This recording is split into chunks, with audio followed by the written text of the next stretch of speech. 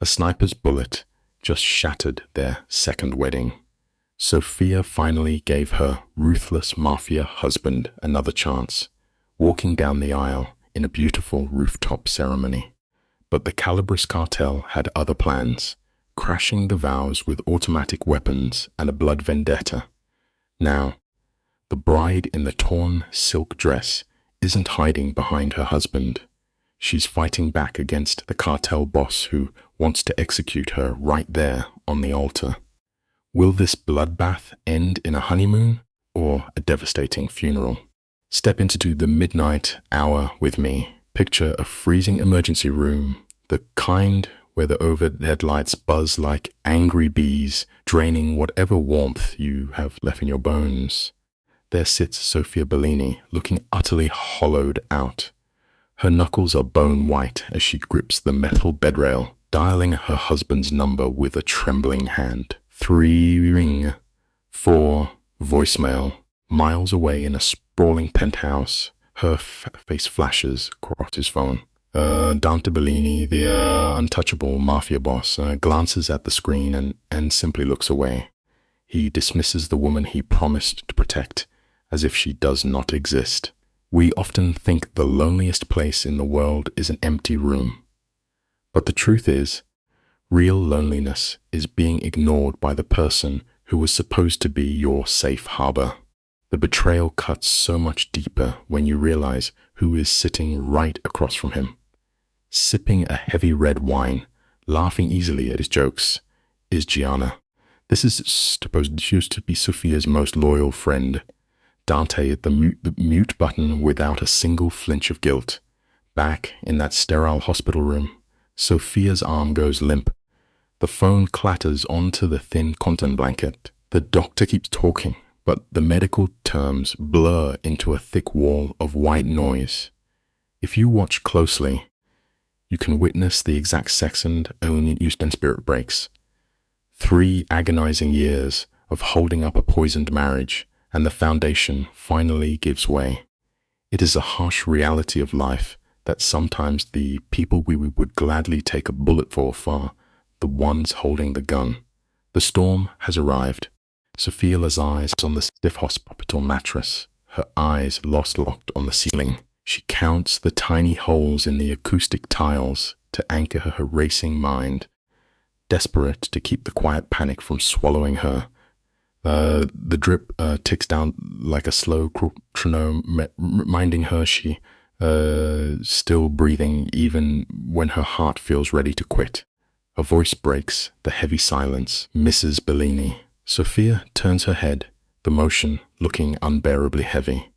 Dr. Chun stands by the bed, holding a medical chart tightly against her chest like a shield. The test results are in. Sophia feels a cold knot tighten in her throat. She already knew her body was failing.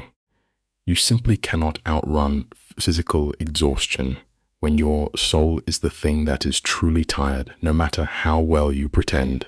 We are talking about a darkness so heavy she had to grip the walls just to stay on her feet. Food had become an absolute enemy, her stomach tied in knots of constant rebellion. Sophia barely manages a dry whisper, asking the doctor how bad the situation really is. Dr. Chun hesitates, and we all know that a medical silence is the loudest warning bell you can hear. The physician admits they found alarming irregularities in her blood work.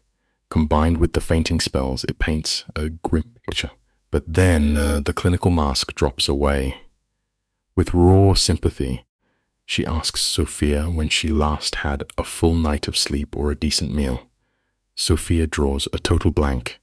Her days had dissolved into a miserable waiting game.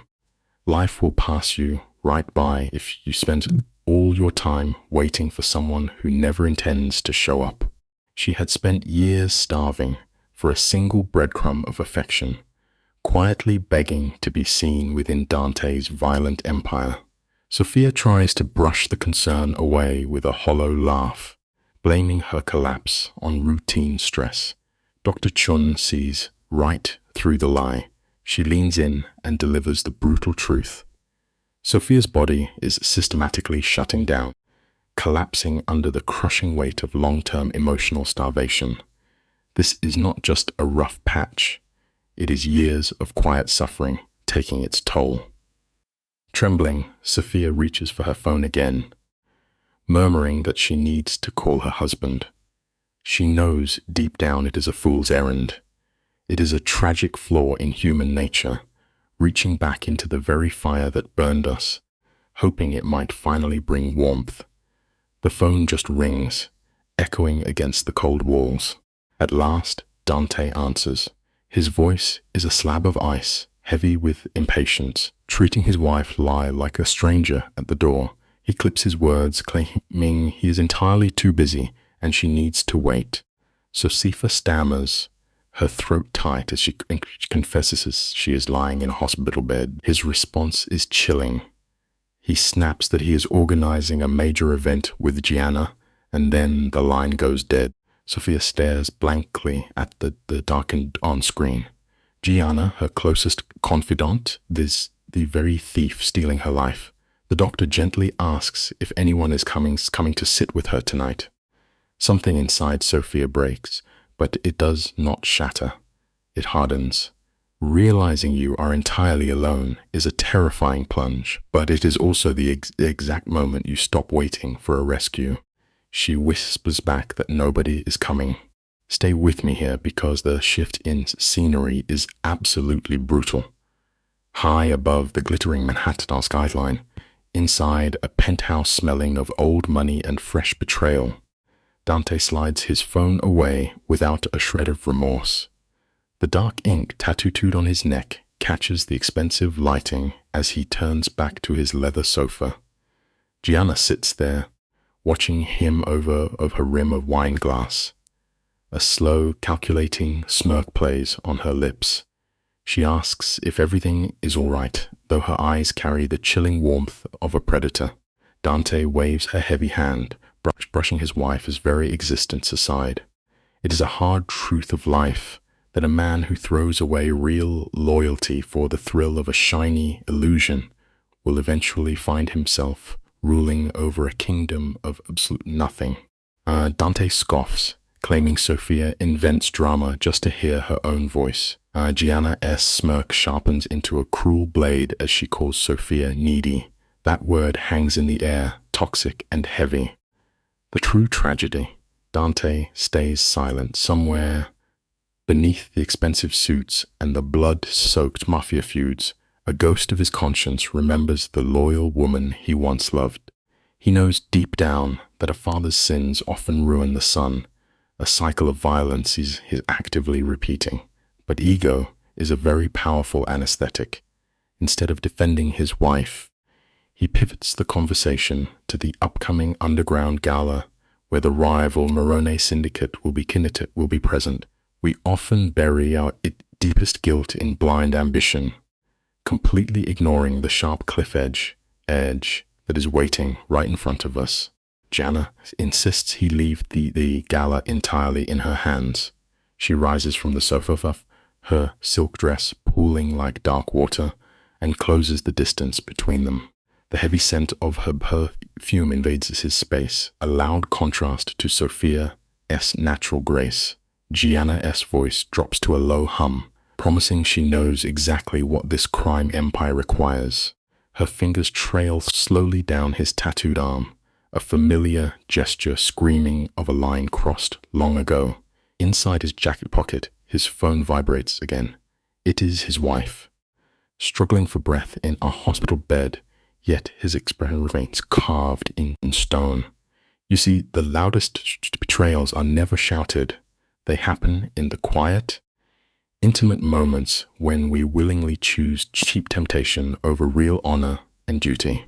With bold audacity, Gianna suggests that Sophia lacks the spine needed for their brutal world. Dante teens, but shockingly, he agrees. He could have only stopped attending events because he would abandon her in crowded rooms, leaving her to weep silently by the windows while he plotted with Gianna. He nods, handing over the reins. Back in that hospital, Sophia watches her phone screen flicker and die, plunging her into darkness. There is a profound clarity that only comes when you hit absolute rock bottom. The truth is, when you strip a person of all their hope, you remove their fear right along with it.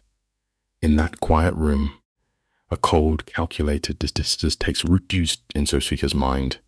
It is the kind of choice that will burn his empire to the ground. You and I know how the universe loves to paint the sky gray when a heart finally breaks. Rain lashes against the hospital glass as Sophia forces her own discharge. Her hand trembles wildly as she signs the release papers, deaf to the Dr. Ayres' urgent pleas for her to stay. She offers a hollow smile, claiming she just needs to go home. But the concept of home is nothing but bitter ash on her tongue now. It has not been a sanctuary since Dante turned his back. She slides her heavy wedding ring onto a finger that has grown terrifyingly thin. Walking away from the ruins of your past is the hardest march you will ever make, but it is the only true path forward. She steps out of the glass doors, leaving the fragile ghost of her former self behind, ready for war. A black sedan waits at the curb, a bitter reminder of Dante's cold efficiency. He treats his marriage like a logistical annoyance handled by foot soldiers. The young driver catches her hollow gaze in the mirror, asking for an address. Sophia murmurs the location of the penthouse resting in a temple against the cold window. She watches the rain-soaked streets of New York blur past, realizing her golden life was merely a gilded cage. We so often build our own prisons, carefully decorating the iron bars until we forget we are trapped inside. Arriving at the tower, the doorman offers the tight, uncomfortable nod reserved for phantoms. She steps into the by-private elevator, the heavy steel doors sliding shut. The suffocating silence feels heavier than a bullet. Let us step into the shadows for a moment, just you and I. Picture those elevator numbers ticking upward, feeling less like a ride home and far more like a countdown to tragedy. The steel doors slide apart to a sprawling house, and the air immediately bites at your skin. It is hollow, built to project Dante and his Mafia control rather than a loving home. We watch Sophia drift across the marble floors like a ghost haunting her own existence. She glides past the bedroom they have not shared in seasons, pausing to brush her hand over silk dresses that would slip right off her fading frame. She stops dead outside the heavy oaks of his private study. Sometimes, the bravest thing we can ever do is finally open the terrifying doors we're always taught to fear. She pushes that forbidden door open, stepping into a suffocating library lined with expensive books Dante never bothered to read. It stands as a cold monument to his ego. Her tired eyes fall on a framed wedding picture on his desk. She actually looked alive in that photograph. But right next to it sits a small velvet box. Her stomach drops.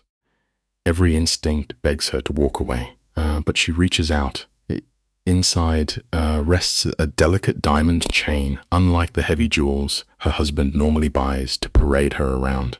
The killing blow is the handwritten card tucked beneath, reading for Mendigiana, to remembrance might Sandaluanat. When your soul screams that something is fundamentally broken, you have to listen, because the terrible truth rarely ever whispers. The delicate chain slips from her trembling fingers into the carpet. Gigana, the one woman who was her closest friend in this brutal mafia world. The weight of the betrayal hits Sophia so sad the quiet room begins to tilt. Grim warnings from her doctor about her failing health ring loud in her ears. But here is the tragic beauty of a broken spirit. She does not shed a single tear. That emotional well ran dry years ago. Instead, Sophia drags a dust suitcase from the closet, leaving the designer bags entirely untouched. She packs only a few faded paperbacks and the simple silver necklace her mother left behind. Never carve away vital pieces of your own soul just to fit perfectly inside someone else's gilded cage. It will always destroy you in the end. With her suitcase zipped closed, she sits on the edge of that freezing mattress and writes the final words they will ever share. Her pen moves sharply across the page. She writes about the four desperate smuggles she made from the hospital room last night to the one let ring into the dark. She writes about suffocating in his violent world while he watched her drown without throwing a lifeline. She finishes the note by mentioning the diamond bracelet and Gianna, laying his cruel betrayal bare. She gave him her entire heart, and he treated her loyalty like cheap ash. We must hear the vital lesson hidden inside this heartache, and stop waiting in the shadows for someone to suddenly wake up and realize your most powerful thing you can ever do is simply pack your bags and walk away. She presses the pen down hard for the final line, carving out the only words that matter now. I am done waiting. Do not look for me, because I am finally choosing myself. She folds the paper, leaving it on his silk pillow, and slowly pulls the diamond wedding band off her finger. In the pale afternoon sunlight, it no longer looks like a symbol of devotion. It is just a tiny circle of broken promises. Sophia grabs her bag and walks out of that cold luxury prison without ever looking back. 3 hours later, the supposedly untouchable Mafia boss unlocks his front door. The absolute silence in the empty penthouse is so thick, it actually chokes him. Always remember this. True freedom begins the exact second you find the courage to choose your own quiet peace over a fiercely toxic love. Dante yanks his dark tie loose, the ink of his tattoos flashing as he paces the floor like a trapped wolf. A massive underground deal just collapsed. Months of careful planning washed down the dams. Zarat in his crew talked. His knuckles are raw from his brutal brand of justice. All this crime boss craves right now is a strong glass of bourbon and the soft, forgiving voice of his wife. He stops dead in the middle of the room, a heavy realization hitting him. He has not actually looked into Sophia's eyes in months, treating her like a forgotten ghost in his own grand story. He calls her name, but only the cold echoes answer him. We always seem to take the most loyal, loving presence in our lives for granted, right up until the punching silence finally shatters us. Let us watch the sheer panic set in together. Dante tears open the bathroom door. Nothing. He rips open the closet, and the empty spaces where her clothes used to hang make his chest cave in. His dark eyes lock onto the bed. Resting on the mattress is a folded paper beside her glittering diamond ring. He grabs the letter, his panicked eyes scanning the ink. She was in the hospital alone, pleading for him while he was sipping bourbon with Gianna. Then he reads the damning line about the diamond bracelet, and the blood freezes in his veins. He had forgotten leaving it out.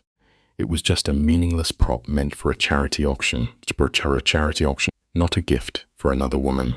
A reckless lack of attention will always shatter the very relationships you arrogantly believe are bulletproof. This is exactly where the story twists the knife. That diamond bracelet was never Gianna. It was a hollow public relations stunt to make Dane look generous to the press. The note was merely a reminder, but how was his isolated wife supposed to know that?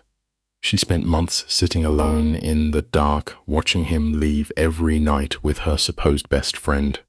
She spent years making excuses for his coldness, only to be sent a voicemail from a hospital bed. Dante dials her number like a desperate madman, but the line goes dead every single time. The untouchable king of the city is finally breaking down on his drum floor. Communication is the absolute bedrock of love. Leave someone wandering in the dark for too long, and they will eventually find their own way out. His shaking hand grips the phone as he summons his top enforcers. That terrifying tone that makes grown men tremble is completely gone. It has been replaced by raw panic. He orders them to tear the city apart to find his wife, no matter the cost. Then the most feared boss on the East Creek host collapses onto their empty bed, pulling her abandoned pillow to his chest just to breathe in her fading scent. Days blur into agonizing nights. His crew shakes down every safe house in the state, but Sophia is a ghost.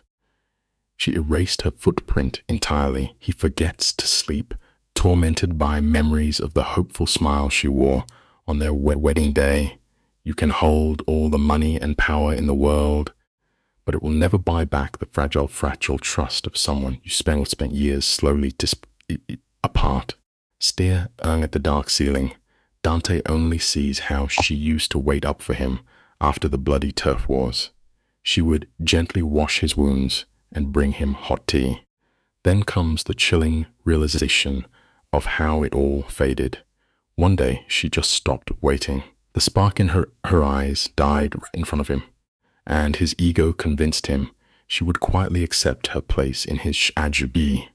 He was so busy building an empire that he did not see his own foundation crumbling. Fast forward to 3 a.m. His enforcer Marco steps into the smoky study. The floor is littered with dead-end search reports. Marco speaks with that careful tone you only use when delivering a fatal blow.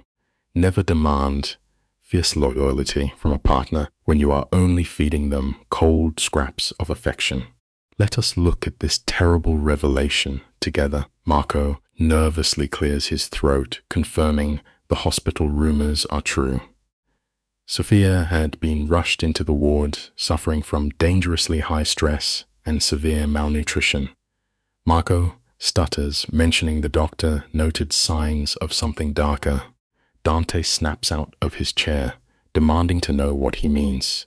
Marco looks the Mafia Don directly in the eye and drops the hammer. Chronic neglect. The medical staff concluded Sophia's body was shutting down because she had been emotionally starved for years. She fled the hospital against their advice, just to get away from Dante. We must understand this dark reality. Emotional starvation is a very real violence, and ignoring someone's desperate cries leaves us deeper than any physical blow. I want you to sit with that heavy truth for a second. Dante's lack of humanity actually broke his devoted wife's body. His icy indifference pushed her heart to the breaking point. Dante grips the desk so tightly, his knuckles turn bone white, drowning in an ocean of crushing guilt. When he finally speaks, his voice is a deadly whisper. He asks Marco what the situation is with Gianna. Marco winces, knowing this answer will light a powder keg. Gianna has been bragging to the entire underworld that she is Dante's new queen, and that he threw his wife aside. That exact vicious rumor is why his massive business deal went up in flames today. The toxic, greedy people you keep around just to stroke your fragile ego will always be the ones who ultimately burn your entire kingdom to ashes. Tonight, you and I will unpack a tragedy of pure arrogance. The cold truth finally slams into Dante, breaking his illusions. His rivals walked free because he became a reckless liability, flaunting a mistress while discarding his wife. Gianna was a venomous snake, clinging to his arm at every gala, ensuring Sophia's absence was the loudest echo in the room. Now, Dante stands frozen, his jaw locked so tight the bone protests. He was played, entirely blinded by his towering ego. His voice drops, heavy as a tombstone, ordering his men to drag Gianna into the light. Left alone in the dark, the weight of that diamond ring burns against his chest. Let this be a lesson. Pride builds heavy walls that blind you to the truth. And the exact moment you believe you are untouchable is the moment you lose everything. Sophia's final words remain trapped in his mind, constantly echoing through the empty, hollow halls of his chest. Dante frantically paces the room, making desperate promises to the shadows that he will find her and prove she was his only true anchor. Yet, a quiet, agonizing voice deep within whispers the brutal reality of his situation. He is entirely out of time. Miles away across the weeping city, we see Sophia standing by a foggy window. The rain traces slow lines against the cold glass, mirroring the exhausted tears she no longer has the strength to shed. 14 days have slipped away since she escaped that suffocating penthouse house, killed her phone, and turned into a ghost. The midnight truth is heavy, but it is one we all must face. You cannot starve someone of genuine love for years, then expect a single desperate apology to heal their fractured soul. Some bridges simply burn down to the ash, leaving the arsonist stranded in the dark forever. This hidden sanctuary belongs to Elena, the one loyal cousin, Sophia, she managed to keep completely off the grid, far beyond the reach of her husband and his paranoid security sweeps. When Sophia first arrived at that door, she was nothing more than a fragile shell of a human being. Elena pulled her inside, looked her dead in the eye, and plainly told her she looked like a walking corpse. There were no soft comforts, only the honest truth she desperately needed to hear. Over the past 2 weeks, Elena has poured her entire spirit into bringing her cousin back to life. A faint warmth is finally returning to Sophia's pale cheeks. Her voice no longer splinters, and the dark nights are no longer spent drowning in the memory of the man who broke her. The lesson we must carry from this is simple. True healing is never a sudden flash of light. It is slowly woven from quiet daily victories and finding those rare souls who will stand by your side till the storm breaks. Let us pause and examine this psychological wreckage together, you and I. Physical escape almost never brings immediate peace, and the shadow of Dante still heavily haunts the silent corners of Sophia's mind. Imagine standing under the scalding water shower, only for the heat to trigger the phantom memory of his touch, back when his hands actually held something resembling love. At night, the vast, echoing emptiness of the bed feels like a quiet, lingering punishment. Her trembling fingers constantly itch to power on her dead phone. Is he tearing the criminal underworld apart trying to find her? Or is his mistress already sitting in her living room, casually draped in her favorite silk robe? The absolute cruelest part of this isolation is the heavy numbness. Here is a truth to remember when the midnight hours stretch too long. Letting your anxious imagination fill in the dark blanks will only rob you of whatever fragile, hard-won peace you have finally managed to build. The trance shatters the moment Elena sets a steaming mug on the wooden table, her face radiating a fierce, unapologetic protectiveness. She tells her Sophia her eyes look completely hollow, as if someone is methodically scraping out her remaining spirit. A broken, breathless laugh escapes Sophia's trembling lips, a quiet surrender to the harsh reality of her condition. Elena leans in closer, her gaze absolutely unwavering, and asks the heavy question hanging in the room. Has he tried to reach out? Sophia simply shakes her head, whispering that the phone remains dead. Elena refuses to offer empty pity. Instead, she offers a lifeline forged of steel, reminding her cousin that Dante spent 3 agonizing years watching her drown while his own hand held her beneath the dark waves. Here is a vital lesson for those deeply lonely hours. Always keep the friends who act as your anchor. You need the ones who are brave enough to stop you from walking right back into the fire that burned you down. A heavy, irrational guilt begins to suffocate Sophia. Her voice trembles as she rapidly spirals, whispering into the quiet room that she should have fought harder or perhaps screamed a little louder.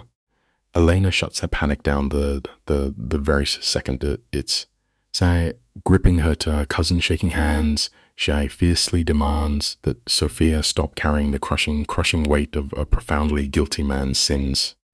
Sophia handed him her entire soul, and the syndicate boss took it without single flinch. The bitter, undeniable truth of human action is that love is never enough to save a bond if you are the one doing the bleeding. The emotional dam finally breaks. Devastated tears spill over Sophia's pale cheeks as she chokes out the ultimate tragic confession. She still loves him.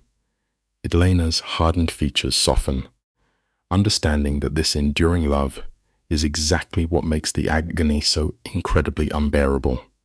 Meanwhile, out in the dark, heavy tires hiss against the wet pavement as a black sedan pulls onto their street. Stick with me here, because the shadows are about to deepen. Marco stands beneath the flickering street lamp in the pouring rain, quietly whispering into his phone that their elusive ghost has finally been found. Across the river, Dante reads the message and bolts straight into the violent storm before the call even disconnects. But when he reaches her quiet brick building, the terrifying Mafia boss completely freezes. For 20 agonizing minutes, the undisputed king of the underworld stands paralyzed on the wet sidewalk. This is a ruthless man who casually orders executions without a single blink.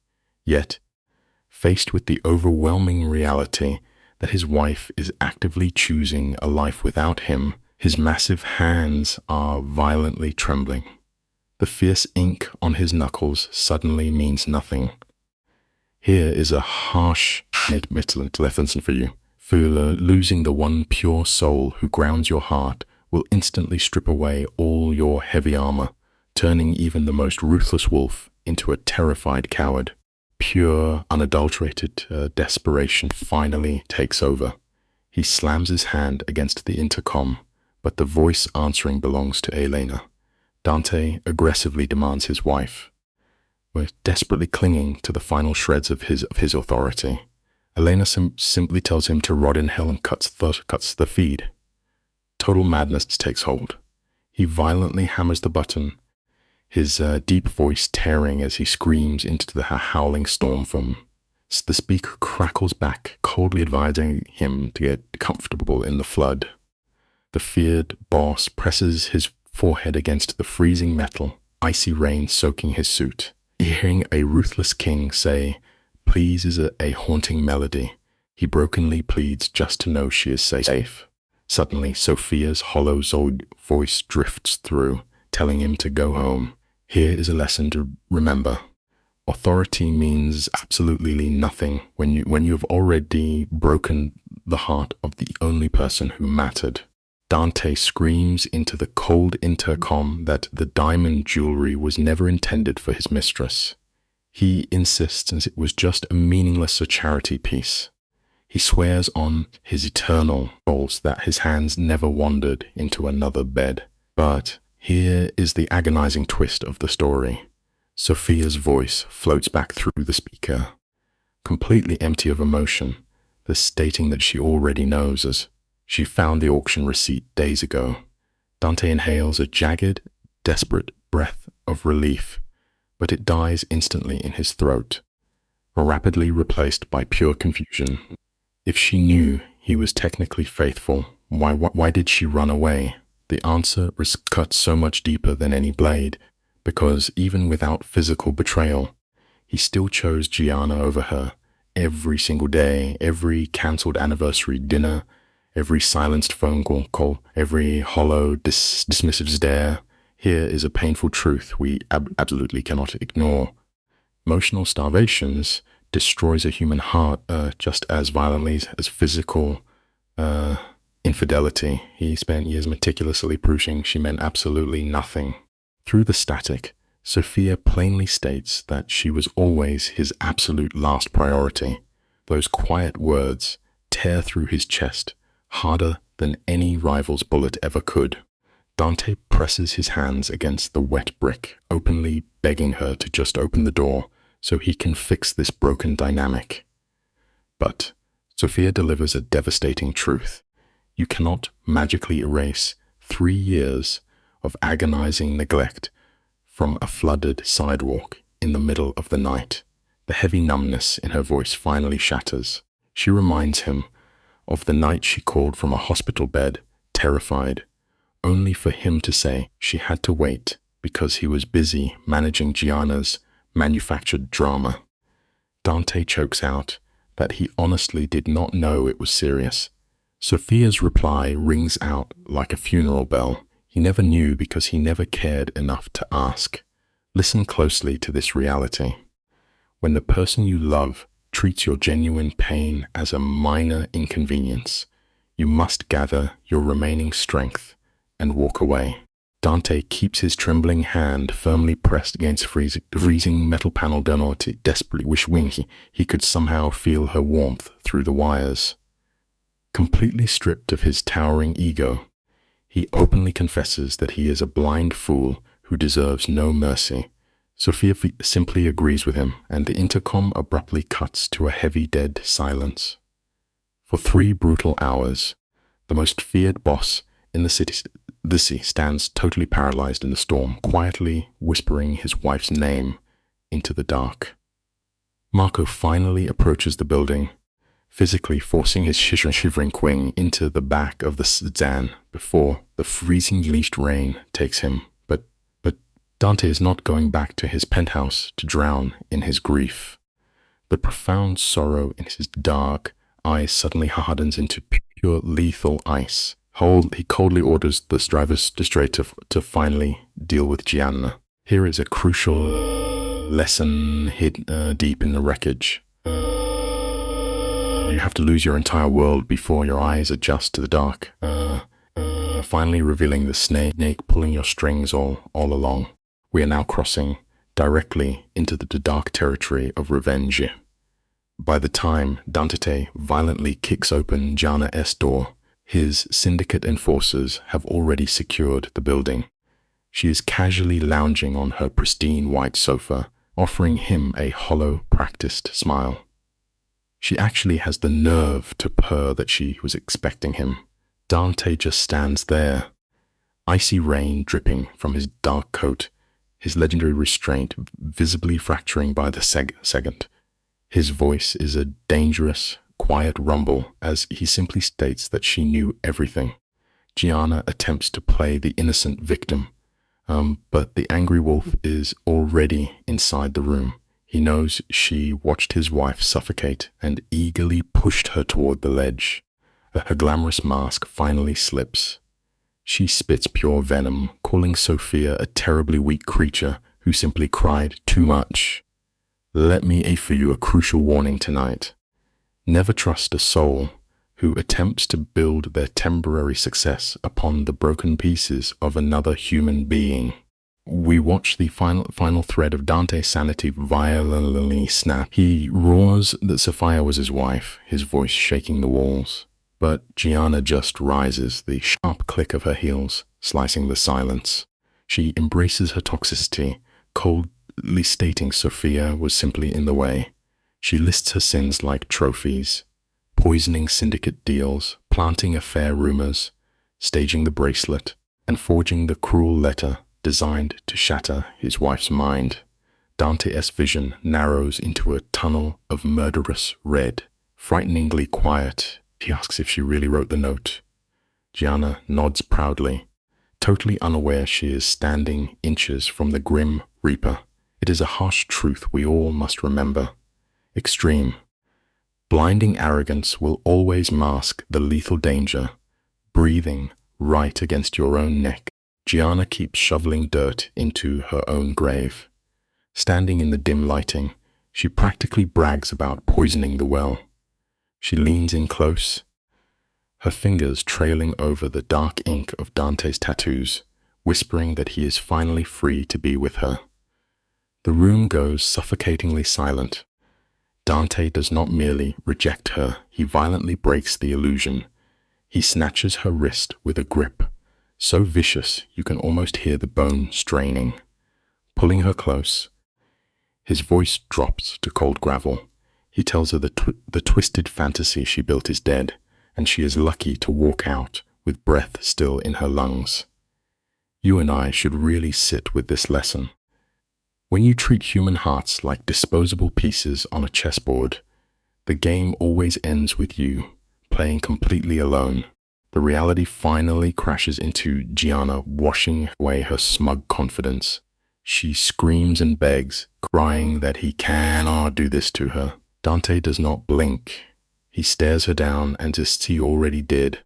Before walking away, he drops one final hammer. By morning, all her bank accounts are frozen solid. She is permanently exiled from his wealth and his entire syndicate. If she ever dares to breathe Leah's nafis again, he will erase her from the earth. He leaves her snobbing, his mind spinning on how to resurrect his ruined marriage. 3 blurry days pass before Sophia finds her favorite white roses sitting quietly on Elena's step.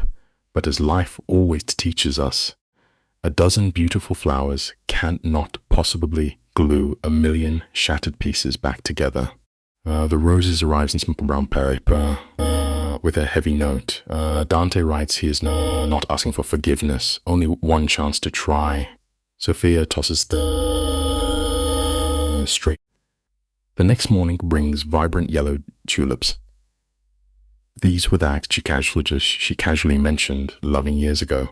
In a fleeting moment, she assumed he ignored.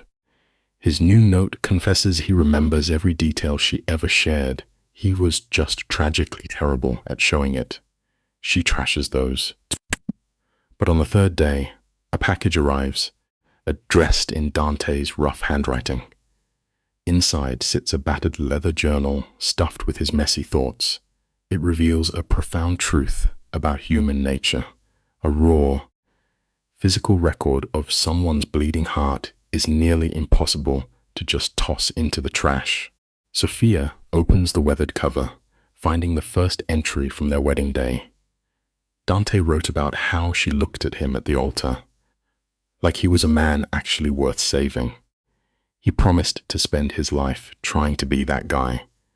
She turns the pages, absorbing years of his guarded inner world.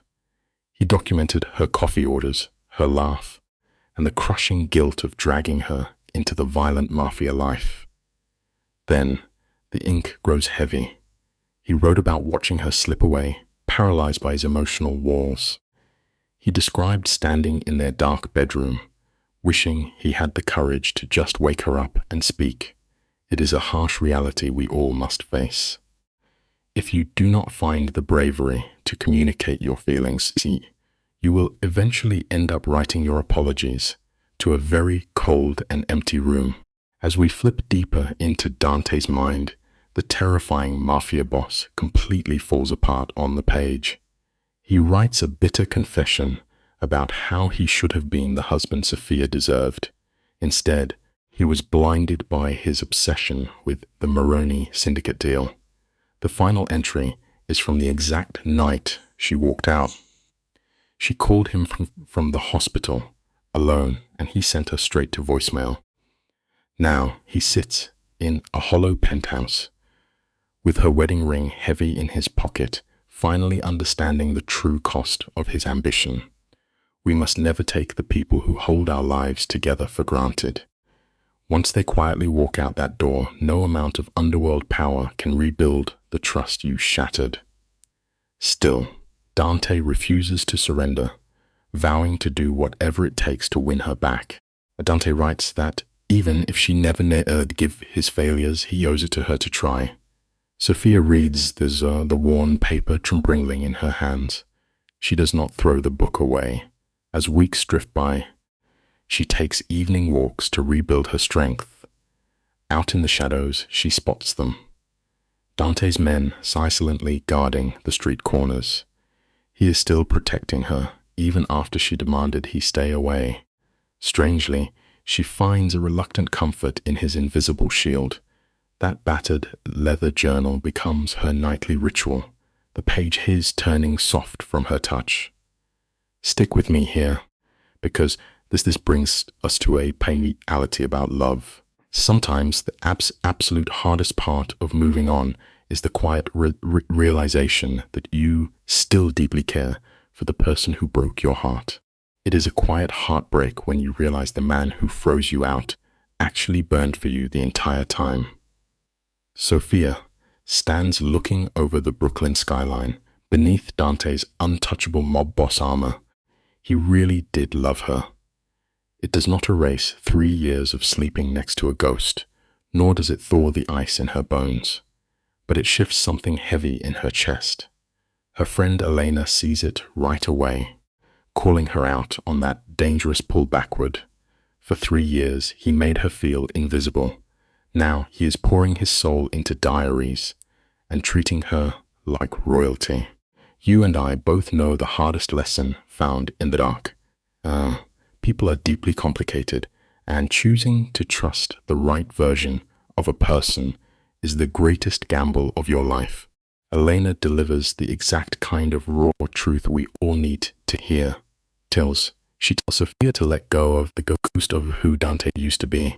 The only thing that matters is who he is willing to become today. No more cheap flowers or smooth, hollow apologies. He has to actually prove it. It is a brutal life lesson we constantly ignore.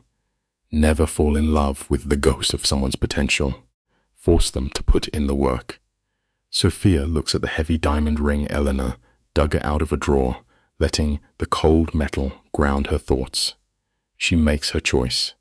She picks a small, ordinary coffee shop deep in Brooklyn, neutral ground, far away from his sprawling estates and terrifying enforcers. She strips away his power, ensuring this boss cannot hide behind his shadows. Sophia sits near the window when she spots him on the sidewalk. The absolute ruin of this man is striking. Dante looks like a hollowed-out shell. Dark circles shadow his eyes like deep bruises. A rough scruff covers his jaw, and his bespoke suit hangs off his frame like a crumpled afterthought. Without his polished armor, the dark ink of his neck tattoos seems to crawl up his pale skin. He is the walking image of a man crushed mushed by the weight of what he threw away. It is a tragedy we see too often. Sometimes a person has to hit absolute rock bottom before they finally open their eyes. Sophia offers a tiny, fragile wave through the glass. The ruthless king of the underworld slowly walks toward the door, looking exactly like a dead man walking straight to the chair. He slides into the narrow booth, keeping a deliberate distance between them. The silence is suffocating. Finally, Sophia shatters the quiet, stating flatly that he looks terrible. Dante offers a fractured, miserable shadow of a smile. He whispers that he feels even worse. She tells him he deserves every ounce of that pain, and he takes the blow without flinching. Then she crosses the point of no return. She tells him about finding the diary, acknowledging that she knows he loved her the entire time. Her eyes lock onto his, and she delivers the fatal truth. His love was never the real issue. You and I need to remember this always. Loving someone silently in the dark corners of your mind means absolutely nothing if you never up and fight for them in the daylight. She dismantled him right there in the booth. Sophia tells him his love was a useless, silent thing buried in locked diaries. While he was playing the tragic, distant protector, she was withering away from the isolation. The Dante breaks. His deep voice splinters as he tries to validate her pain, but she cuts him down instantly. Leaning across the table with a fierce fire he has never seen, she tells him to stop talking. No more empty apologies. No more tragic excuses. If he wants her, he has to earn her back every single day. Here is a profound truth you can carve into stone. An apology is nothing but cheap noise, unless it is anchored by real, consistent change. Dante just stares at her, entirely paralyzed by the absolute miracle that she is not closing the door forever. Sophia delivers the final blow. She tells him he does not have a second chance. He only has the fragile opportunity to earn. Standing up, she hands him one crushing ultimatum. If he chooses his dark empire over her even once, she will vanish forever. Then, without looking back, she walks out the door. Dante is left anchored to the booth, his tattooed knuckles turning white as he grips the wood. Listen closely, because this is how you protect your own inner peace. You have to draw a heavy line in the sand. In the sand, dare them to cross it. So what does the broken king do now? He fights as an entirely new war to win his wife. Every day arrives 30 minutes early, secures their booth, orders her favorite drink, and waits in the quiet like a humble, entirely devoted man. Let us pause and really look at the gravity of this moment together. Dante takes the very instrument of his power, his phone, and places it face down on the wooden table. Emergency calls from his crime family buzz aggressively against the wood, echoing into nothing. When a text flashes from his lieutenant about a crisis, Dante types two simple words: handle it. Across the booth, Sophia watches this untouchable boss wrestle his most toxic demons in the harsh light of day. They sit for hours, dragging 3 years of suffocating silence out of the dark. She explains how the poisonous whispers of his inner circle slowly choked the life out of their vows. It leaves us with a stark, undeniable truth. If you let snakes nest in your garden, they will eventually burn down your entire home. Picture the rain against the glass as Dante sits at that dimly lit table, absorbing her pain without a single excuse. Sophia looks him dead in the eye, describing that freezing hospital room. She admits her body was giving up because she felt invisible in his massive shadow. Right then, the armor cracks. This untouchable king of the underworld begins to tremble. He whispers, finally realizing his blind ambition almost put the woman he loves in the ground. But instead of walking away, Sophia reaches across the wood and traces his scarred hand, simply telling him she survived. The lesson here is as old as time. Owning up to your absolute worst mistakes without an alibi is the only way to start mending a heart you have carelessly broken. The air in the room grows completely still. Sophia lowers her gaze, confessing she loved him too fiercely to walk out when she should have. She studies his exhausted face, taking in the raw panic hiding behind his dark eyes. Think about the irony here. This man commands an underground empire with an iron end fist, yet sits paralyzed, dazzled by the thought of losing his wife. She does not weaponize power. Instead, she tells him she finally understands that loving someone should never require burying your own soul. Dante is waking up to the reality that true devotion is built on concrete action, not hollow vows. It brings us to a tough but vital life lesson. Love demands relentless effort from both sides, or else the strongest foundation will eventually turn to dust. She tightens her grip, telling him that's why she chooses to stay. Roll forward a few weeks. Sophia gets a long-awaited call going from her. The medical tests are finally turning around. The poison of chronic stress is draining from her system, and the heavy toll of her trauma is the doctor advises her to keep doing exactly what she is doing, and what she is doing is finally claiming her own space. She moves back into that massive penthouse on her own terms. She places her worn paperback novels right next to his dark leather syndicate ledgers, through beautiful wisdom hiding in that visual contrast. Never shrink your spirit just to fit inside someone else's life. Stand tall and make them carve out room for exactly who you are. Her family photographs now sit proudly in the living room, framed by Dante's own hands. She's planting roots in the halls where she once wandered like a forgotten ghost. And the ruthless boss is proving his worth through action.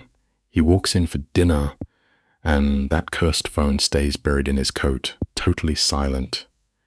When the underworld keeps him late, he no longer slips into the shadows.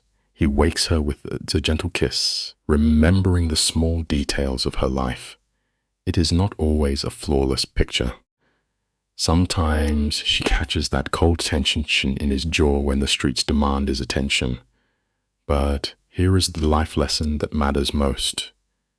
Real progress has nothing to do with perfection. It is about waking up every single morning and choosing to fight for the people who hold your heart.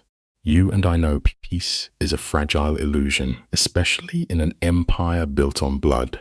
Dante is finally breathing life back into their broken trust. But fate has a cruel sense of timing. Sophia is in the warm kitchen when the heavy front door flies open hours too early. Dante walks in, his expression carved from stone, radiating a suffocating fury. She asks him what is wrong. Instead of building a wall of silence like before, he steps gripping her waist hard enough to ground them both. He confesses the terrifying truth. A traitor is hiding in their ranks. Syndicate secrets are bleeding into the street, and rivals are preparing for a bloodbath. It serves as a grim reminder for everyone the exact second you close your eyes to enjoy the warmth. The snakes in the grass prepare to strike. Sophia does not flinch. She looks the Don straight in the eye and asks what was stolen. Dante's vibrating with rage.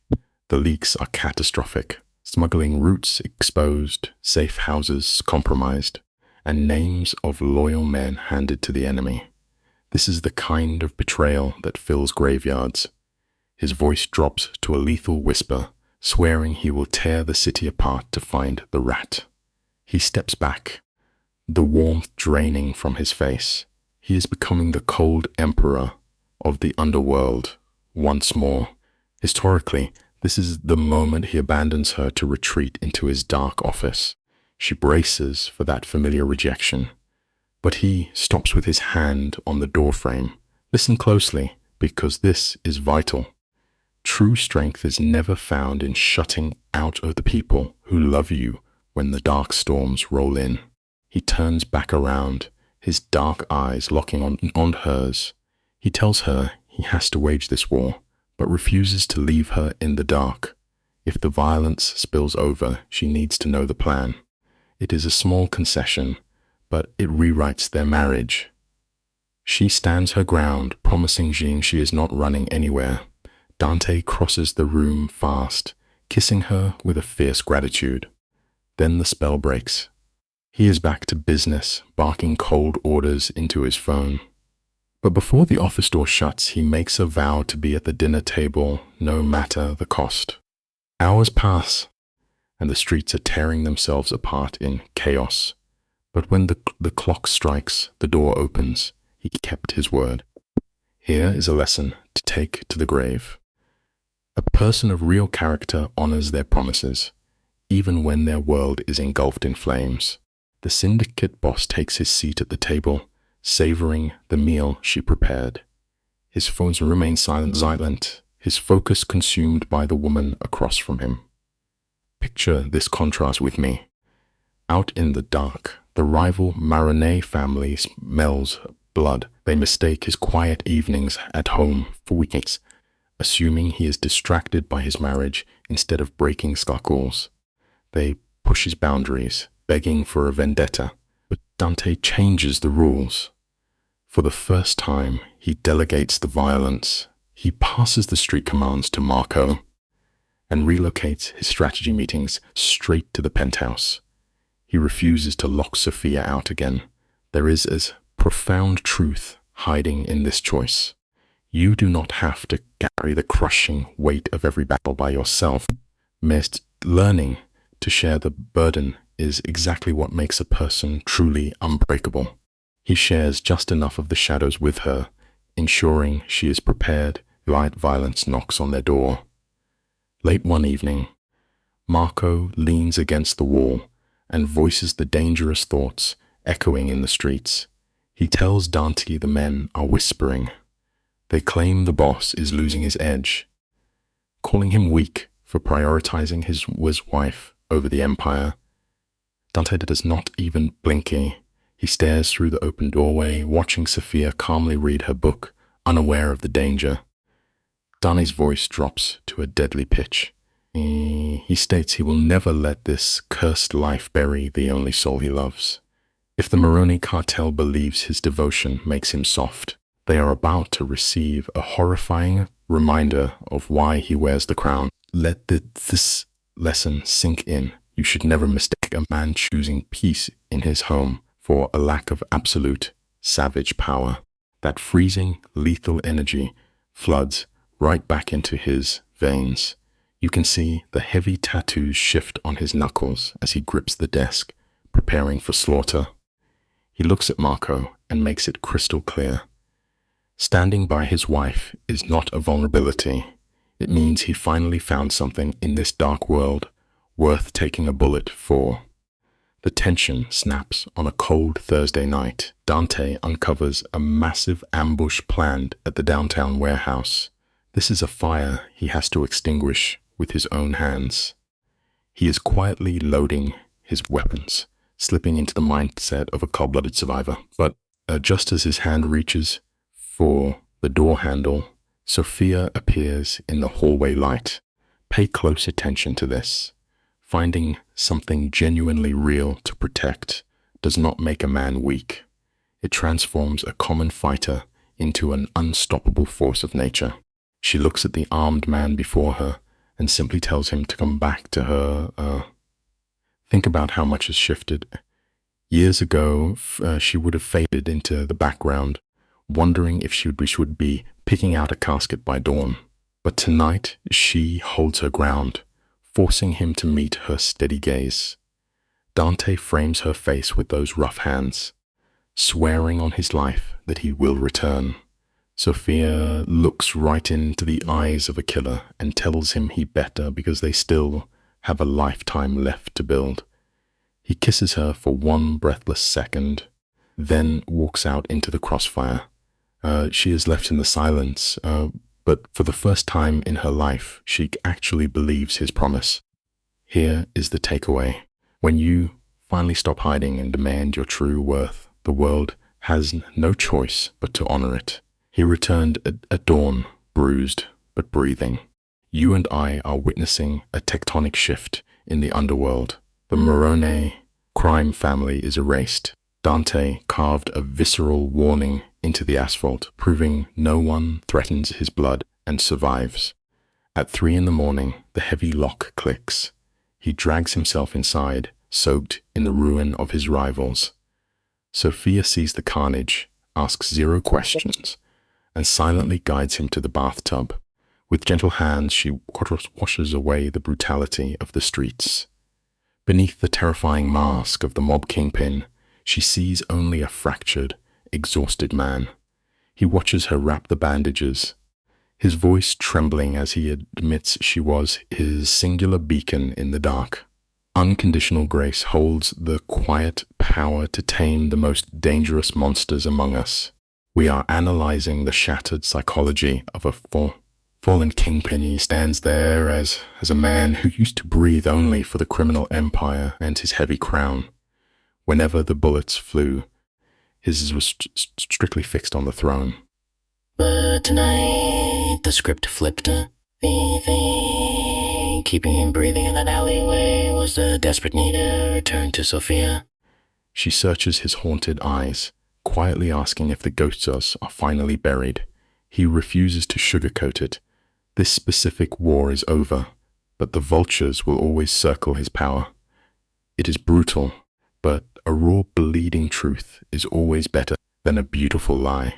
Only when we stop hiding our darkness can we build something meant to last.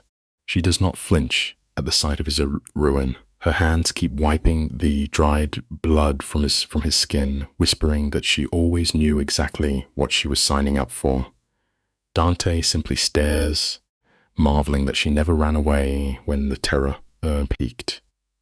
Suddenly, his bruised hand shoots out, gently catching her wrist. He pulls her into his shadow and begs for a genuine second chance at forever. He wants to marry her again. The dark mafia contracts of their first union into the light, give her the dream she was robbed of.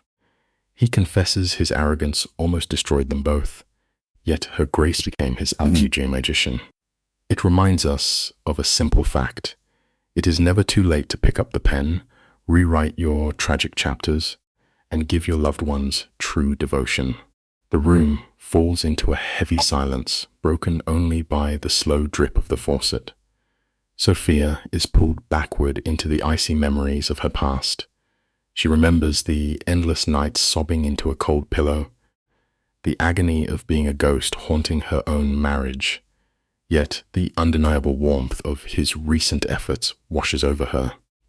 She thinks of the quiet flowers on her vanity, and the way he finally looks at her like she is his only oxygen. He is a flawed man, but he is doing the grueling work of changing his violent nature. A single breathy yes is her lips. Dante pulls her against his chest, burying his face in her hair as if she is salvation itself. We learn here that spoken promises are just empty air, but consistent, humble actions will always mend a shattered trust. You and I have seen how cold the morning light can be in this story, but not today. Sophia wakes to find Dante already watching her. Once, having a ruthless mob boss tracking her sleep would have brought pure terror. But today, his violent edges are entirely gone, replaced by raw devotion. His voice is a heavy whisper as his scarred fingers trace her jaw. When she asks why he is staring, he admits he is just trying to memorize her face. He confesses with crushing regret that he threw away 3 precious years, pretending he did not need her now. He intends to spend his life making up for every lost second. She could have pushed him away, but his gaze is utterly sincere. True vulnerability will always melt the hardest emotional armor into something profoundly beautiful. Instead of deflecting with sarcasm, a tight knot of emotion rises in her throat. She whispers that they have a wedding to plan, but Dante simply kisses her temple, murmuring that breakfast comes first. They bypass the lonely dining room and sit together at the kitchen island. Here is the fascinating irony, Maspachki. The city's most feared underworld boss cannot cook eggs to save his life.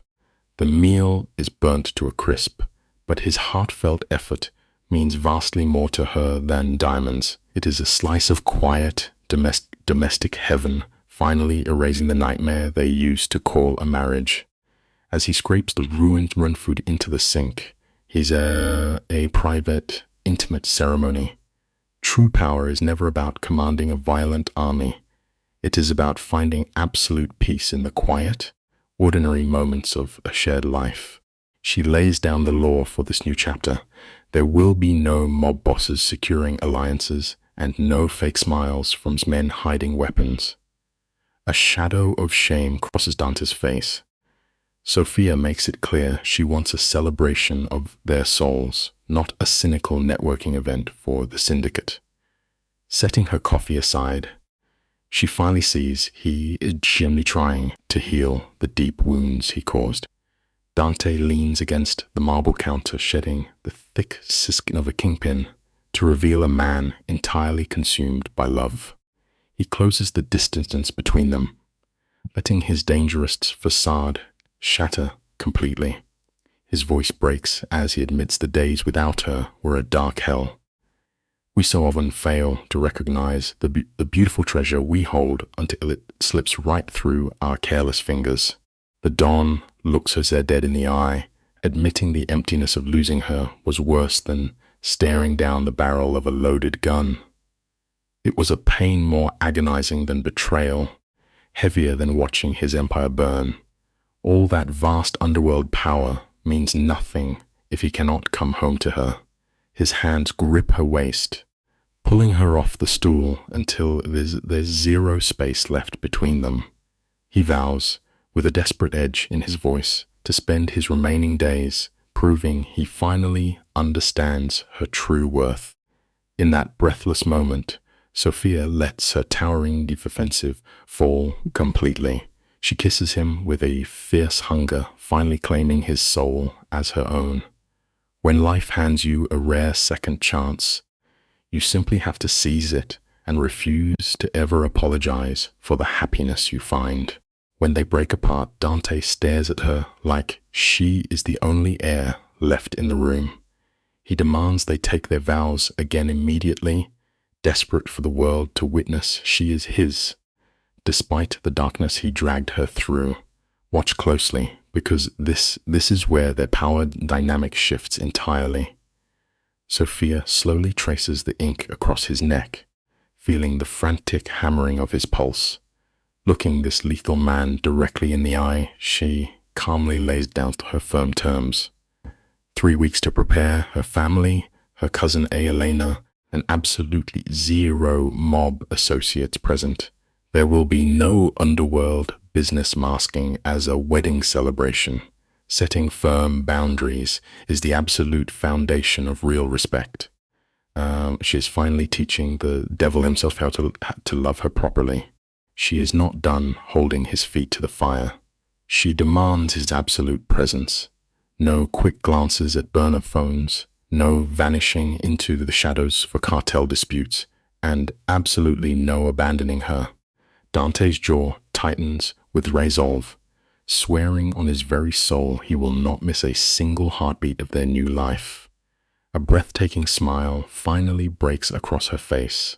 Wiping away years of heavy misery, she whispers her agreement, and just like that, the next 3 weeks erupt into beautiful chaos. Sophia is finally blooming, obsessing over floral arrangements and hunting for a dress that feels like true freedom. Her cousin Elena is right beside her, keeping the planners in check. Choosing to find profound joy in ordinary things is the absolute sweetest revenge against a painful past. Elena acts as a fierce protector, shooting down the extravagant centerpieces. She stares the designer down, declaring Sophia wants elegant roses, not a theatrical display. The planner stammers, protesting the Don's wife previously approved the design. Elena, through the noise with raw honesty, explaining Sophia only agreed because she was trapped playing the compliant mob wife for years. That dark era is finally dead. Sophia's genuine laughter fills the room as she confidently demands simple white roses. Meanwhile, Dante fights his own instincts to keep his promise. He sits quietly through endless cake tastings, ignoring phone buzzing with underworld emergencies just to debate frosting colors. A true partner shows up with the little things, no matter how chaotic their world might be. The journey toward the light always casts long shadows.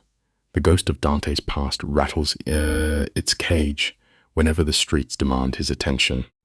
You can watch the tension lock his jaw as he wrestles with the toxic urge to handle problems with violence, yet he anchors himself to her side, choosing love over chaos. It is a grueling internal war, but genuine transformation requires walking through the fire. A week before the vows, the shadows return. Marco, his enforcer, steps into the penthouse with a grave expression. He glances nervously at Sophia, waiting for the boss to dismiss her. Instead, Dante anchors his hand on hers and commands Marco to speak freely in front of his wife. The warmth flooding Sophia's chest is indescribable. True intimacy is only built the moment all hidden secrets are laid bare for good. Today, you and I are going to unpack what happens when buried sins refuse to stay in the dirt. Marco steps forward, delivering a message that turns the room to ice. The rival Calabri family plans to turn the upcoming wedding into a public slaughter. Their true target is not Dante, but Sophia. They figured out she is his only vulnerability, the literal heart beating outside his chest. If they break her, they destroy the Don. Right before our eyes, Dante transforms from a tender lover back into an apex predator, ready to burn the city to ash to keep her safe. It reveals a terrifying but honest truth about human nature. The desperate urge to protect the people we truly love will always wake up the darkest, most violent monster sleeping inside our own souls. Dante speaks in a whispers so cold it leaves frost on the windows. Vigalibri intends to paint their wedding venue red. Dante does not try to deny that Sophia is his fatal weakness. Instead, he completely accepts it. His love is it as a massive liability, but one he will gladly kill for, swearing to drown his enemies before they get close to her. Recognizing the exact thing that can break you is never a weakness.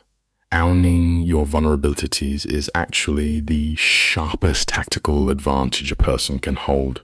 Dante is excellently away from ordering a citywide war, a blind storm of bullets and wrath. But before he can give that brutal order, a soft hand grabs his tense arm. Sophia steps forward, entirely refusing to be pushed into the shadows. Sophia locks on her two dark, panicked eyes and does not step back a single inch. The wedding is happening, she declares, her voice cutting straight through the suffocating tension. Dante is drowning in fear, utterly terrified of the only grace he has left in this world. But she stands her ground, carrying the heavy exhaustion of 3 years and hiding from his violent reality. She is entirely done bleeding in the background. If these rival families want to come for her, she demands that Dante act as the shield he promised to be rather than locking her in a concrete bunker. She will not bury her own happiness just because bad men are at the door. Running away from the darkness never brings the sun back. Eventually, you have to strike a match and face the shadows head on. She becomes his anchor, pulling him back down to earth and reminding him of the promise he made. He swore to put their marriage above his violent empire, and this moment is the ultimate test of that redemption. Dante is visibly cracking under stress, pleading with her not to risk her life for one night of joy. She responds by simply holding his battle-scarred face, forcing the ruthless boss to look directly into her eyes. She whispers that she still sees the gentle soul buried deep beneath his mobster shell. When someone looks straight through your worst mistakes and still chooses to believe in your goodness, it is the most profound salvation you can experience. The silence stretches out forever. Slowly, the thick ice around his heart melts, and he finally surrenders to her choice. Dante lays down an uncompromising set of rules to keep death outside the door. Every guest is investigated, and Sophia is forbidden from leaving his side. She just gives him a soft smile, noting she was not planning on going anywhere. Soon, the romantic venue is transformed into a heavily armed fortress. Men with dead eyes sweep the garden paths. The waiters handing out crystal glasses are actually seasoned enforcers, hiding loaded weapons under their crisp vests. The air is thick with paranoia and the silent promise of blood.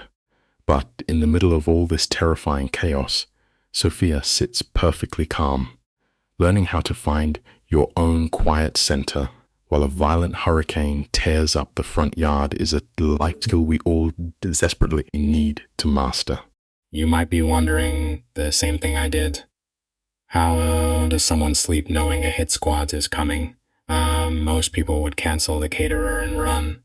But Sophia is not the same woman she used to be. For years, she lived in a beautiful cage, jumping at every loud noise until the constant fear literally made her sick. The doctors blamed stress, but we know it was the slow suffocation of her spirit. She is completely done shrinking herself to fit into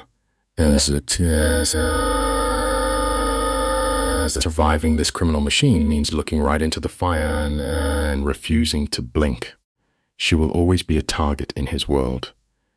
But here is the lesson she learned the hard way. It is so much better to stand tall in the bright sunlight than to slowly rot away while hiding in a dark basement. The morning sun breaks over the city in a brilliant shade of gold, setting the perfect stage for an act of pure defiance. Sophia stands near the window of the massive bedroom that used to feel like a prison cell. Today, the energy in the room is completely different. She looks in the mirror, running her hands over a simple, elegant silk dress. It is a sharp contrast to the heavy, complicated gowns she used to wear. The dark circles under her eyes are gone, replaced by the steady gaze of someone who has finally taken her life back. When you actually put in the grueling work to heal your mind, it physically changes how you walk through the world. Her cousin Elena walks in, wiping away happy tears, and quietly tells her she looks like an absolute vision. The past is washing away. Sophia pulls Elena into a tight hug, whispering that for the first time in forever, she actually feels beautiful.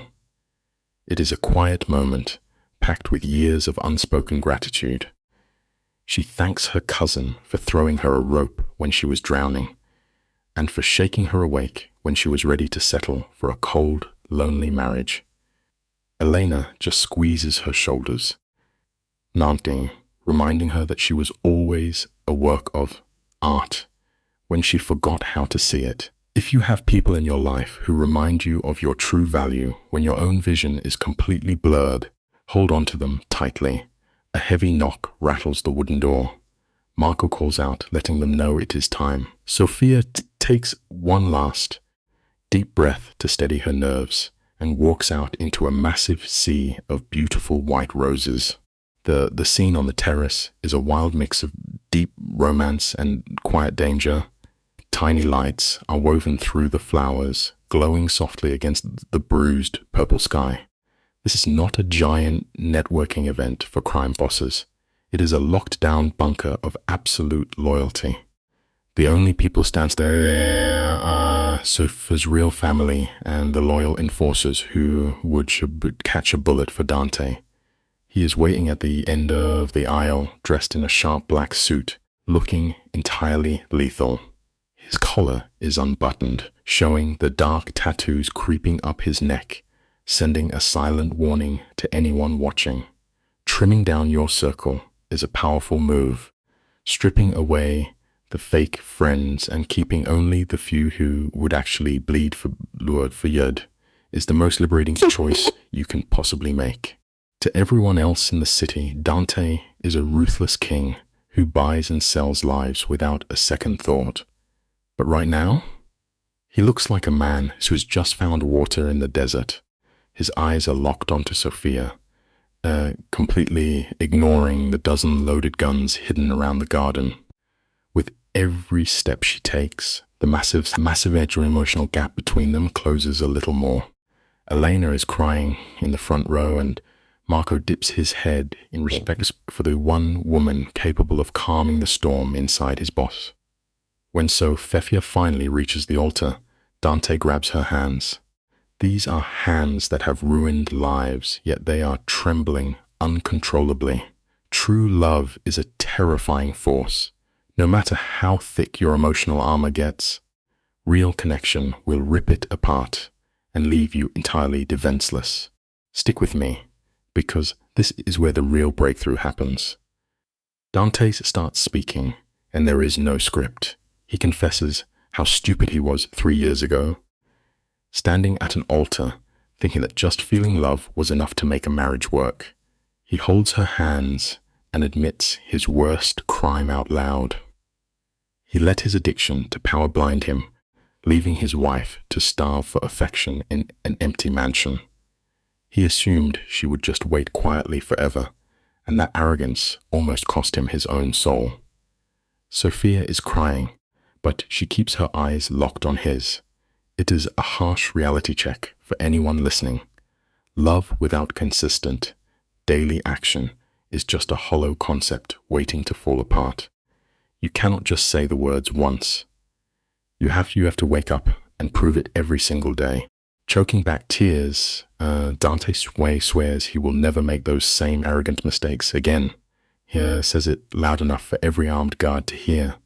The Mafia empire, the money, the territory, none of it matters. Sophia is the only oxygen he actually cares about. He reaches into his jacket and pulls out an old, scratched gold ring. There are no flashy diamonds here. It was his grandmother's ring, family heirloom, save for one person he could not live without. He tells her about the goodbye letter standing in their massive house, completely broken by what his blind ambition had cost him. We all need to write this down and remember it. Never take the people who support you for granted. When the lights go out, all that cold money and status cannot keep you warm at night. Let us examine this moment together, you and I. Dante slips a simple, worn gold band next to the heavy diamond she once abandoned. He promises to love her openly, rejecting the old Mafia habit of hiding the wife when the bloodshed starts. The quiet on that rooftop feels like an anchor, the heavier than the thick summer heat. Even the coldest hitmen look down at their shoes, swallowing their emotion. Sophia blinks through her tears, her voice striking a steady note. She traces the scarred skin of his lethal hands, admitting she once wanted a pristine fairy tale where love comes without a price. But we all learn this eventually. The strongest connections are hammered out on the anvil of real struggle, proving that lasting devotion requires you to stay in the ring and fight. Sophia stands there as the night wind catches her veil, stripping away the illusions of the syndicate.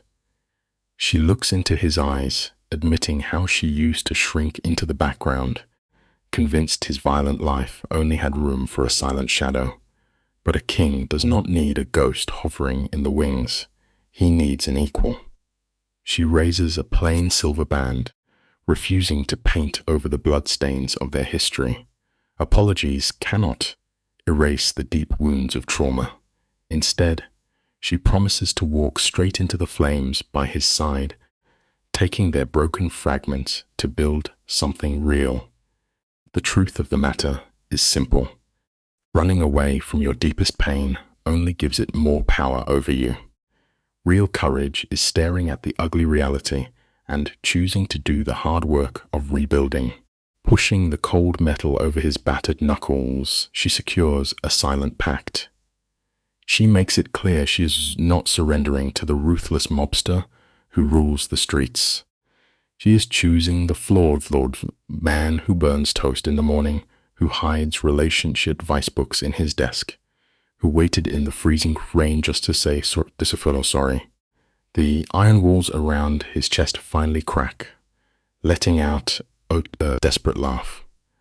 She whispers that her bags will never be packed again. The priest finishes the ceremony, but his words fade into background noise.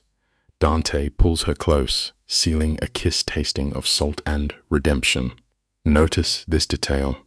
Real devotion has nothing to do with fear or power. It lives in the quiet, awkward moment where you swallow your pride to become a better person. The applause echoes across the marble, and for a single breath, the silence of their reality feels miles away. Then, the illusion shatters. A hollow crack rips through the night. The guests think it is a backfiring engine, but Dante recognizes that rhythm in his marrow. His posture turns to stone. Marco screams for the crowd to get down, breaking the romance. The catering staff immediately drop their trays, pulling rifles from under their jackets to form a human wall. Elena shrieks, reaching for the bride, but Dante is already in motion. his body hijacked by raw survival instinct. We often forget how fragile our period really is. Life can snatch you from a beautiful dream and drop you into a war zone without warning. You must always be ready to guard the people you love most. Dante barks a command over the panic, locking his fingers around her wrist. In one seamless motion, a heavy pistol appears from his tailored suit. We are watching the tragic muscle memory of a man raised in a slaughterhouse. A second explosion rocks the roof. A stone planter 3 feet away detonates, spraying wet earth and white petals to the dance floor. Marco yells into his radio, spotting a shooter on the southeast tower, ordering a strike team. Dante does not flinch. He physically shoves his wife toward the penthouse doors, turning his back into a living shield against the incoming fire. It exposes a harsh reality of human nature. Pretty words mean absolutely nothing when the bullets start flying. Your real loyalty is proven entirely by what you are willing to bleed for. Thunderous return fire lights up the dark skyline. Inside the penthouse, the cash house turns for powerful. Yet, those walls suddenly feel as fragile as paper. Dante is losing his grip. His hands shake violently as he searches Sophia for any trace of blood. The terrifying mask of the untouchable crime boss melts away, leaving only the suffocating panic of a terrified husband. She grabs his wrists, swearing she is fine, and demands to know who ruined their night. His voice drops to a dead whisper. The Calabres family. Elena and the sobbing guests pour inside, while the guards block the shattered glass. It is a grim reminder that burying your past does not mean it is dead. If you leave old debts unpaid, they will inevitably show up at your door to collect the very people you cherish the most. Dante snaps into his radio for a status check, holding on to Sophia like she might turn to dust. He absorbs the grim numbers, his jaw locking hard enough to crack his teeth. His voice goes flat, stripped of your humanity, as he issues Marco a chilling order. He wants Victor Calabres brought in alive if possible, but dead will do fine.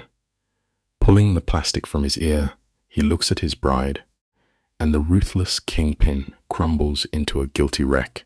He starts drowning in apologies, disgusted with himself for ignoring the warning signs, but Sophia grabs his collar, pulling him sharply back to the present. There is a deeply brutal lesson hidden in this room. Drowning in your own guilt during a hurricane will only pull you under. You have to push the regret aside and focus entirely on surviving the storm. Sophia frames his shaking face with her hands, forcing his frantic eyes to meet her steady gaze. She firmly reminds him that no one is in a coffin yet. Right here, we see a woman taking total ownership of her choices. She knew marrying into the Mafia meant sleeping next to a loaded weapon. Dante drops his forehead against hers, his voice cracking as he confesses he cannot survive burying her. But Sophia refuses to offer empty comfort. Her tone turns cold and sharp as glass. She tells him to stop weeping over the poison of his world and start fighting to get them out of it. A true partnership is built on absolute trust. You have to stop treating your loved ones like fragile porcelain and start leaning on their iron. You either face the fire together or you burn completely alone. Stick with me here, because the psychology of this moment is fascinating. You can watch Dante flip a mental switch. The fear drains away, replaced by the icy calm of a predator. Sophia demands the facts. Dante lays out the nightmare. 15 mercenaries are closing the net. That sniper was nothing but a cheap distraction. The real assault team is carving through the ground floor, marching straight towards Sophia. His voice goes hollow as he explains the motive. Victor wants blood because his son was a casualty in a forgotten turf war, and he blames Dante. Sophia absorbs the blow without flinching, racing to check the safe room.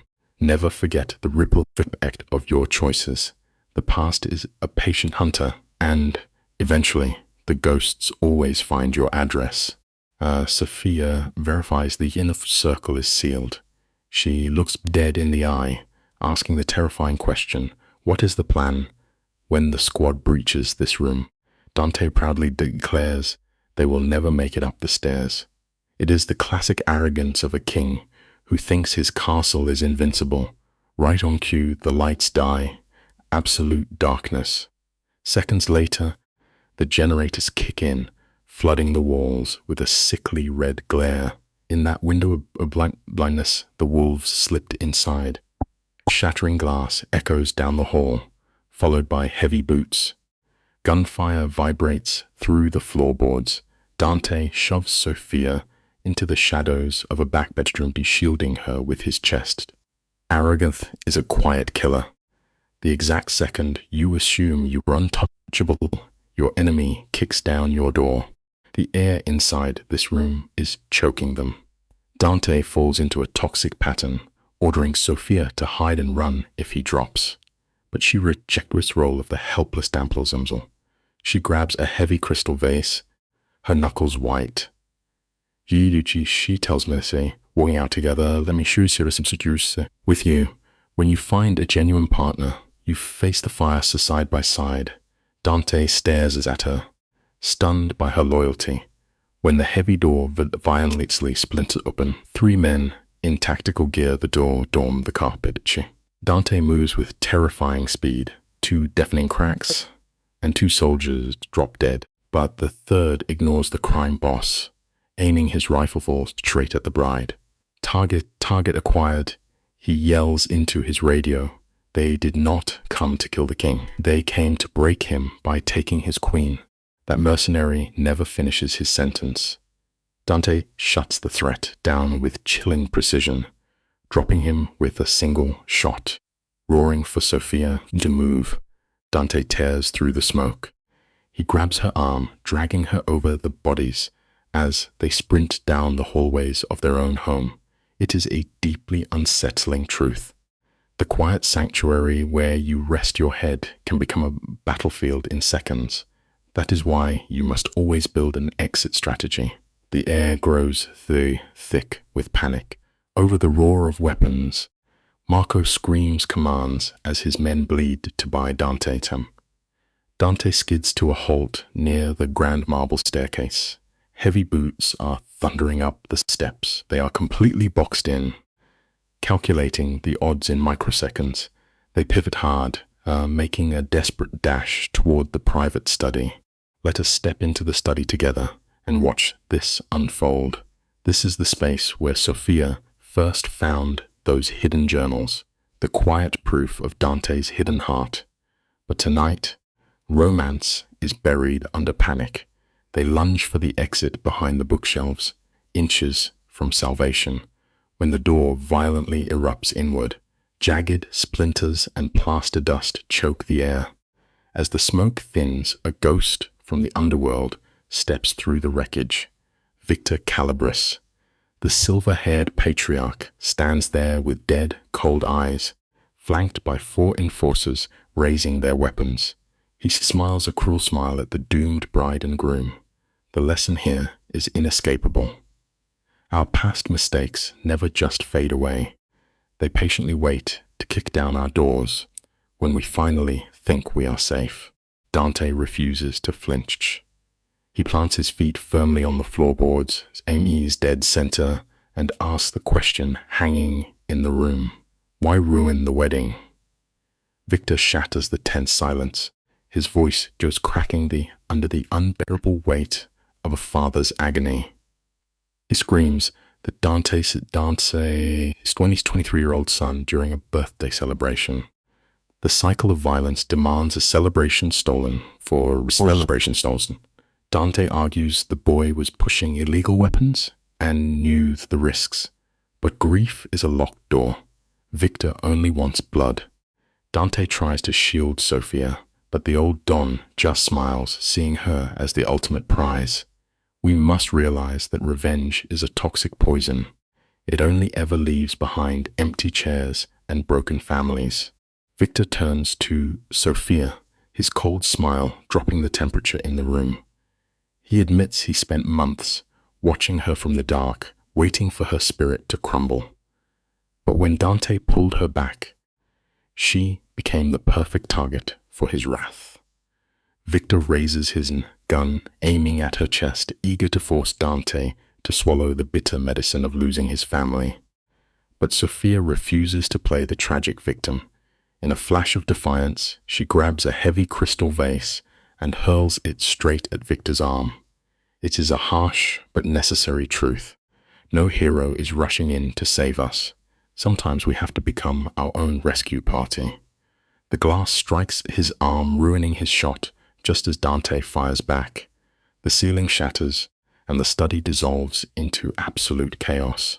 Dante's bullet drops one of Victor's enforcers. The study instantly devolves into a terrifying war zone. Deafening gunfire swallows the frantic screams echoing off the walls. Dante shoves Sophia against the plaster, shielding her with his own body as he returns fire into the haze. Victor screams orders through the madness, but his men are falling fast. Acrid powder smoke blinds everyone, and then a suffocating silence falls. You and I know how this works. Every violent storm eventually runs out of rain, but we are always left to sweep up the wreckage. Sophia opens her eyes to a shattered world. Victor bleeds on the ruined wood, clutching his arm. Marco and his crew finally breach the doors, kicking away weapons and securing the bloody remnants of the broken hit squad. Dante looms over the fallen Don like the angel of death, his tattooed fingers gripping the metal of his gun. His voice drops into a chilling whisper, telling the bleeding man that looking at his wife was a fatal error. Dante grinds his heavy boot into Victor's open wound, dragging a raw shriek from the broken father. Dante is prepared to sever this bloodline forever, but before he can squeeze the trigger, Sophia's gentle voice cuts through his red rage. She steps forward in her torn wedding dress, pleading with him to stop. Here is a difficult truth we all must face. True power is not found in destroying your enemies, but in knowing when to step back from the edge of the abyss. She reminds Dante that he already won by keeping her safe, desperately anchoring his soul before he drowns in the dark. Sophia rests her palm on Dante's tense arm, feeling the wild pulse of adrenaline hammering beneath his skin. She speaks absolute clarity. If he pulls that trigger today, on the day they promised to wash their history away, it poisons the foundation of their new life. It is easy to lash out when we are hurting, but the profound lesson here is that lasting strength in yours is shown by choosing mercy when you hold the power to destroy. Dante's jaw locks tight. The weapon remains aimed, and for one agonizing heartbeat, the room holds its breath. Slowly, the barrel dips to the floor. He commands Marco to drag the old man out. Marco hesitates, but obeyed as Victor's broken curses fade down the hall. Dante turns his exhausted eyes to his wife. The menace drains from Dante's features, leaving behind a man hollowed out by his own darkness. His calloused hands tremble as he reaches out, his rough voice breaking. He admits how close he came to losing his humanity, whispering that he may never be the good man she deserves. But Sophia does not flinch. She closes the gap, pressing her ear against his racing heart. The simplest lesson we can learn about love is that it does not demand a flawless record. It only asks that we listen when our partner calls us back from the ledge. She murmurs that she never wanted a saint, just a man willing to hear her voice. Dante wraps his arms around her like a drowning sailor clinging to driftwood, and in that ruined room, they finally confess their deepest love. Sophia steps back, studies the exhaustion in his eyes, and quietly declares they need to finish what they started. With police swarming the rooftop, They move the ceremony down to the penthouse living room at the stroke of midnight. This is the exact space where she used to sit alone, feeling invisible. But tonight, it glows with warm candlelight and fierce devotion. Here is something vital to remember. A cold room transforms into a home the very second the people inside it decide to change.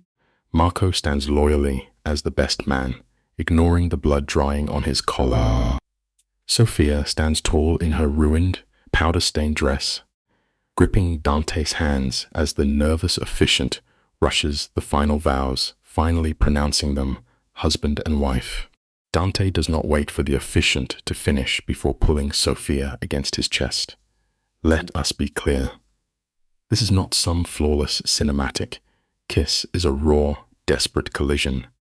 Tasting of burnt gunpowder and stubborn survival, they waged a bloody war just to earn the right to hold each other. The exhausted survivors break into applause. Elena weeps quietly, and even Marco lets a genuine smile break through his cold exterior. For the first time, Sophia feels entirely seen and cherished. The lesson here is heavy but true. Sometimes, we have to endure our most agonizing battles just to earn a quiet peace. But the story does not end magically. The following months are brutal, as Dante is forced back into the dark, hunt down the dangerous remnants of Victor's broken empire. Dante must crush the power vacuum immediately, operating with ruthless efficiency to stop rival families from circling. He works exhausting hours to clean up the underworld. But look closely, and you will see a massive shift. Stick with me here because no matter how dark his days get, he comes home to her every single night. Even at 3 a.m, he slips into bed, wakes her softly, and genuinely asks about her day. He protects the quiet moments he once discarded. Here is the undeniable truth about connection. Consistency is the loudest way a person can ever say they love you. Actions will always echo louder than promises. Through Dante's steady devotion, Sophia's lingering trauma finally begins to fade away. Sophia's doctor calls her recovery a miracle. For years, the heavy weight of emotional neglect was quietly shutting her body down. But now, anchored by a man who truly sees her, she is glowing. Fast forward 1 year after that midnight wedding, and Dante reveals a massive surprise. He does not fly her to a glittering resort. Instead, he drives her to a secluded, cozy house on the rocky coast of Maine. He bought the property in secret, fixing it up just for her. He walks her inside and names it their safe house. Not a bunker for the mob, but a quiet refuge just for them. The life lesson we all need to hear: true wealth has nothing to do with flashing luxury. It is simply finding a quiet corner of the world where you can hide from the noise with your favorite person. Sophia wanders the quiet rooms, the utterly speechless. This house is the exact opposite of their intimidating city penthouse. The floors are warm wood, the couches are soft, and the walls are painted in the calm tones she casually mentioned loving years ago. The terrifying underworld boss was quietly taking notes all along. On this mantel sits a photo from their midnight wedding. They look battered, but their faces shine with pure joy. Dante wraps his arms around her from behind. He confesses he spent 3 violent years building a dark empire he thought was everything, but it is completely worthless without her. Here is a final lesson for the night. An empire is just an empty pile of dirt unless you have someone real to share the view with. Against all odds, this ruthless boss finally got it right. Picture this final haunting image. Dante, the king of the city's underbelly, stands before his wife completely stripped of his armor. Sophia gently traces the dark ink on his neck. Admitting she thought they were buried for good the day she was out, She truly believed her husband had been swallowed by the violence. Dante does not try to deny it. His deep voice cracks. Confessing the old him was a hollow vessel, poisoned by an obsession for absolute control. But he looks into her eyes and says her leaving was the exact thing that finally killed the monster. Those same scuffed hands that used to coldly sign death warrants are now gently cupping her face. The truth is, sometimes finding the courage to walk away is the only way to force real, lasting change. Let us look at this piece by piece, shall we? Dante lays it all out, stripping away the heavy armor he wore for years. He looks at Sophia, the woman who anchored when he was at his absolute darkest, drowning in terrible choices. His voice as he swears to never take her for third again. When she pulls him in, the raw pull between them is overpowering. He begs her to stay for a lifetime. Then the unthinkable happens. This ruthless boss turns his back on the syndicate, putting his wife first. They vanish into the quiet for 2 weeks, just slow mornings and him fumbling uselessly in the kitchen while her laughter fills the room. It is a beautiful truth we all must face. Chasing empty power means absolutely nothing without the person who truly grounds you. For 2 weeks, it is just the steady rhythm of the ocean and the complete absence of underworld bloodshed. Returning to New York, the cold cage of his penthouse has finally transformed into a warm home. Fast forward 5 years. Sophia stands by the glass, bathed in the fading sunset. She is 7 months pregnant, feeling their little girl kick with the stubborn defiance of her father. Nearby, Dante is locked in a high-stakes negotiation, but you and I both know the truth. If she simply whispered his name, he would drop the phone and let the empire burn to the ground. That is the redemption we crave. Real power is not about ruling a shadow kingdom with an iron fist. True strength is knowing exactly when to let your guard down and soften for the family you built. The door swings open, and Dante slips in, stepping up quietly behind her. He rests his scarred hands over her belly, whispering how beautiful she is. She leans back against his chest, wrapped in a safety she once thought impossible. Then she asks the heavy question. Does he ever regret stepping away, leaving Marco to run the mob operations? Dante does not hesitate. Never. He admits he built a terrifying empire, but nearly tore his own soul apart. Doing it now, he holds the real power, the quiet peace of this room, and he knows what is worth keeping. The baby delivers a sharp kick, and the fearsome boss lets out a deep, genuine laugh. It is a stark reminder for all of us. Success means absolutely nothing if the ultimate price you pay is your own happiness. Dante jokes softly into her hair, saying this kid is destined to be trouble. With their turbulent blood, she will be a beautiful menace. They stand quietly, letting the warm sunset wash over them. Miles away, Marco is likely suffocating under the crushing stress of a bloody turf war. Years ago, that dark chaos would have consumed Dante entirely, but standing here, the street drama feels like another lifetime. He turns to her, confessing that he loves her in ways his damaged heart never knew were possible. She looks up into his eyes. The exact same eyes that used to be pure ice are now overflowing with unwavering devotion. Sometimes you have to strike the match yourself. You have to let the bitter, old version of your life burn to ashes, so the better one can finally breathe. Sophia traces his jaw, whispering that he spent 5 years proving his devotion. Dante pulls her close, promising to spend his remaining breaths doing the exact same thing.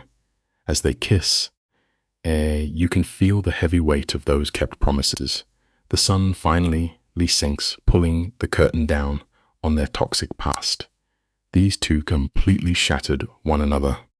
They dragged each other through the mud, only to rebuild their fractured souls into something bulletproof.